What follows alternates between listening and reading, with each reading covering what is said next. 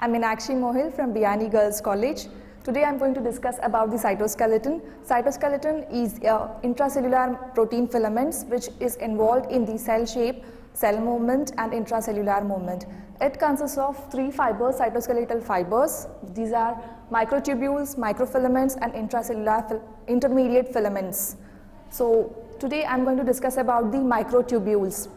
Microtubules are the hollow cylindrical structures which consist of a basic building block called as tubulin. It consists of two heterodimers, alpha and beta heterodimers, and these subunits, they have 450 amino.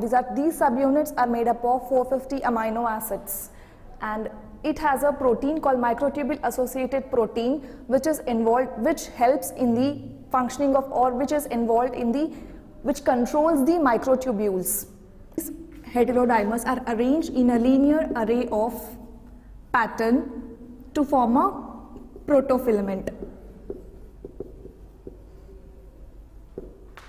Like this, there are 13 protofilaments are arranged to form a microtubule, and this microtubule is present in a microtubule organizing center, which is nothing but a pair of centrioles. The pair of centrioles, the place where the centrioles are present is called as centrosome. So from here the microtubules arise from the centrosome, and the beta subunits are called as plus end as they face away from the centrosome, and alpha subunits called as minus end as they face towards the centrosome. The beta subunits are always hydrolyzed by GTP. It is always a fast growing.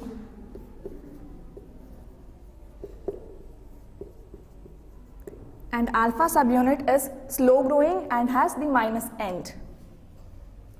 Now we'll study about the polymerization of microtubules. Polymerization of microtubules depends upon the concentration of free subunits, the free subunits of the alpha and beta heterodimers.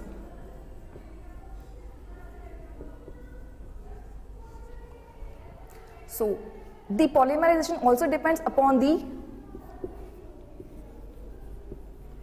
beta subunit hydrolysis. As I said earlier that the plus end is fast growing, plus end always has the beta subunit, as it is the fast growing, so hydrolysis always occurs at the beta subunit of the protofilament.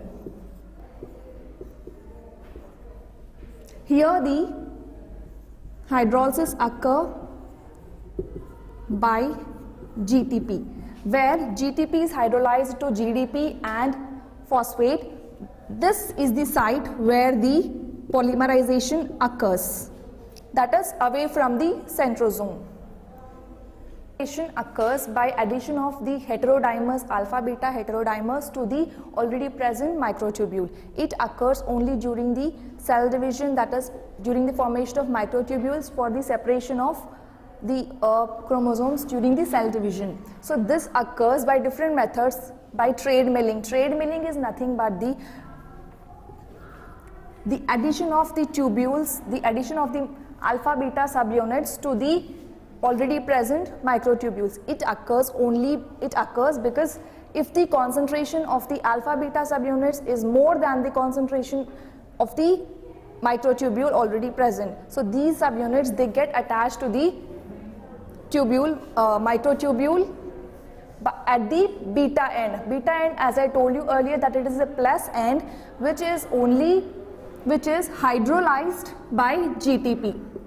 So as the one of the end is the plus end, so as the beta end is hydrolyzed by GTP to GDP, then only the alpha unit will come and bind to the beta subunit. Now, what is dynamic instability? Dynamic instability is nothing but the GDP bound tubulin, it is always prone to depolymerization. That is, if the tubulin is bound with GDP, it will undergo only depolymerization, whereas the polymerization occurs only when the alpha beta tubulin is bound to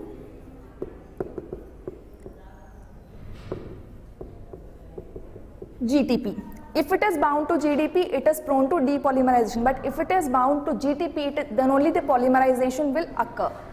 That is nothing but the dynamic instability. Now we will study about the motor proteins. Which proteins are responsible for the polymerization of the microtubules? There are two types of proteins, kinesin and dynein. Kinesin protein is responsible for the movement of the chromosomes during the cell division in the mitotic and meiotic spindle formation. So when the spindle is forming, the kinesin protein is responsible for the movement of the chromosomes. These are the proteins which are responsible for the during the microtubule organization. Now comes the dynein. Dynein is of two types, axonal dynein and cytoplasmic dyneins. These motor proteins, they drive the beating of cilia and flagella. These are present, axonal dyneins are present in the microorganisms or in the cilia and flagella. Next, cytoplasmic dyneins are responsible for the vesicle trafficking inside the cell.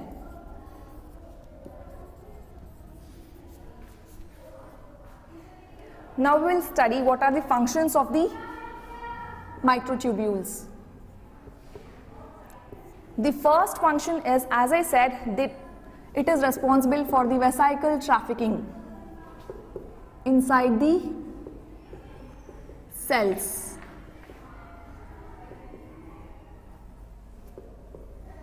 First function is this. The second function is it is responsible for the formation for the beating of cilia and flagella in the microorganisms. And then the third function is it is responsible for the formation of spindle during the cell division. And the third is mechanical stability. Mechanical stability is nothing but the giving the cell shape, that is in the RBCs. Giving a particular shape to the cell is also the function of microtubule. Now we will study about the microfilaments. As I said earlier that microtubules contain the basic unit as tubulin. The microfilaments has the basic unit as actin. Nothing but the G-actin. These G-actins will form a long array of polymer from head to tail pattern to form the F-actin. Each ray of F-actin will twist around each other to form a actin filament or the microfilament.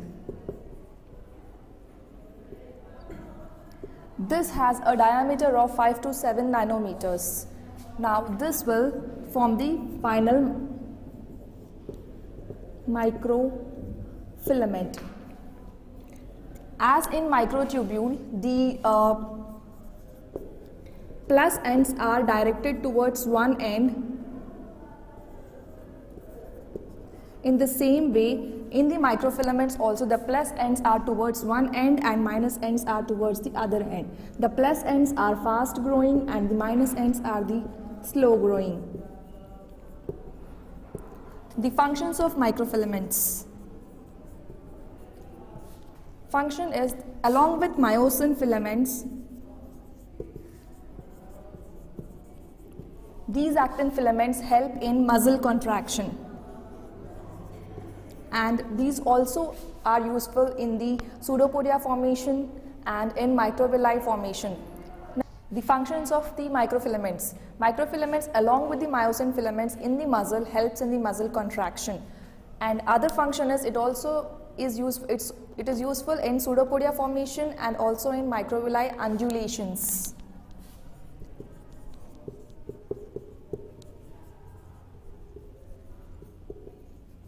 Next we will study about the intermediate filaments. Intermediate filaments are alpha helical rods. These are also useful in cellular shape and in movement. In epidermal cells, we call these intermediate filaments as tonofilaments, and in nerve cells, we call these intermediate filaments as neurofilaments. In neuroglial cells, we call them as glial filaments. These are of 4 types: type 1 filament, type 2, type 3 and type 4. Type 1 filament is keratin. It is present mostly in the skin. Glial filaments are present in the nerve cells. Neurofilaments in the neurons. And the nuclear lamins are present in the nuclear lamina. Nuclear lamina is the covering of the nucleus, the membrane of the nucleus, which has these filaments are present in the membranes of the nucleus. Now the functions of these intermediate filaments. The intermediate filaments are useful in the contraction and as well as to maintain the shape of the cells. Now we'll study how the microtubules are arranged inside the cilia and the flagella and how they are useful in the locomotion.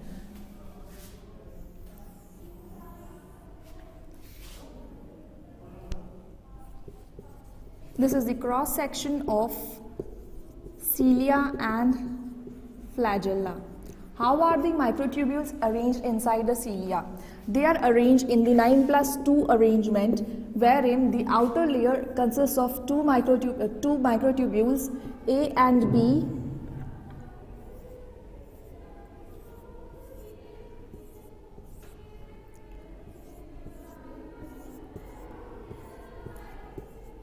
these are 9 microtubules in doublets and single pair of single microtubules, a pair of single microtubules C1 and C2.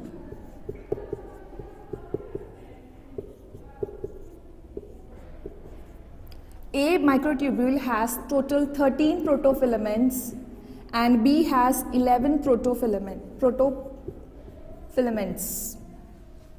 These are interconnected by a protein called as tectin.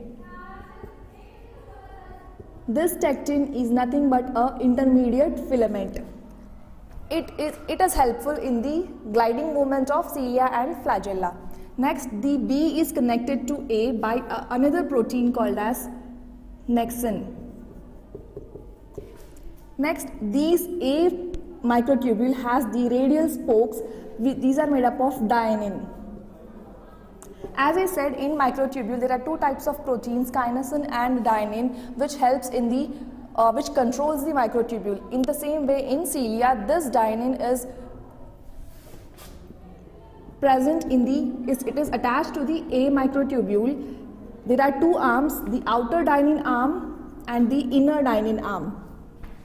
And also to the A microtubule, the radial spokes are attached to the microtubules. This is the arrangement of the microtubules in the cilia and flagella, which helps in the locomotion, which makes it easy for the gliding of cilia and flagella. Now we'll study where the cilia and flagella are found. Cilia is found in the respiratory tract and the lining of intestines and in the microorganisms for their locomotion, whereas the flagella is present in some of the organisms. Now cilia, the length of the cilia is 5 to 10 micrometers, whereas the flagella is 100 micrometers in length. It is extremely fine hair-like structures, like as if you see the structure of a paramecium, it has the small cilia all over its body, which is actually needed for the locomotion purpose, whereas in the euglena it has only a single flagellum for its locomotion. Now these cilia, they move in a swing pattern, whereas the flagella, the movement of the flagella is in wave pattern. There are 2 strokes in the cilia movement. It has the recovery stroke and the movement. First, the cilia will move in one direction during the locomotion of the organism, whereas in the recovery stroke it comes back to its position. That is the movement of the cilia. Next, when it comes to the flagella, it only moves in one direction, whereas the organism moves in the opposite direction. If the cilia is moving towards, the flagella is moving towards the flagella moves always opposite to the organism's movement. Thank you.